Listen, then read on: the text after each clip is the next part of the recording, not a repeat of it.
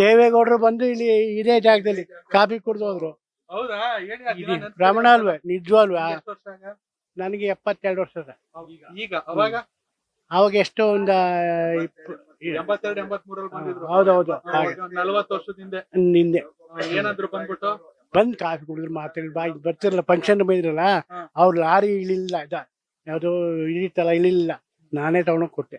Tea ಕೊಟ್ರಿ ನೀವೇ?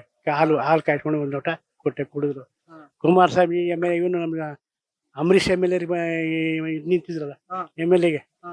ಆಗ ಆ ಕುಮಾರಸ್ವಾಮಿ ಅಂಬರೀಷ್ ಇವ್ರಿಗೆಲ್ಲ ಇಲ್ಲೇ ಕೊಟ್ಟಿದ್ದೀನಿ ಕಾಫಿ. ಹಂಗಾರೆ ರಾಜಕೀಯದಲ್ಲಿ ದೊಡ್ಡವ್ರಿಗೆಲ್ಲ ಹಾ, ಟೀ ಕುಡಿಸ್ಬಿಟ್ಟಿದ್ದಾರೆ. ಕೊಟ್ಟಿದ್ದೀನಿ.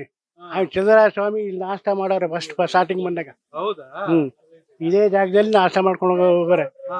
ಚಂದ್ರರಾಜ ಸ್ವಾಮಿ ಸ್ಟಾರ್ಟಿಂಗ್ ಬಂದಾಗ ಹಾ. 3 ಸಲ MLA ಆಗಿದ್ರು ಅದರಲ್ಲಿ ಅವರು ಇದರಲ್ಲಿ ದಳದಲ್ಲಿ.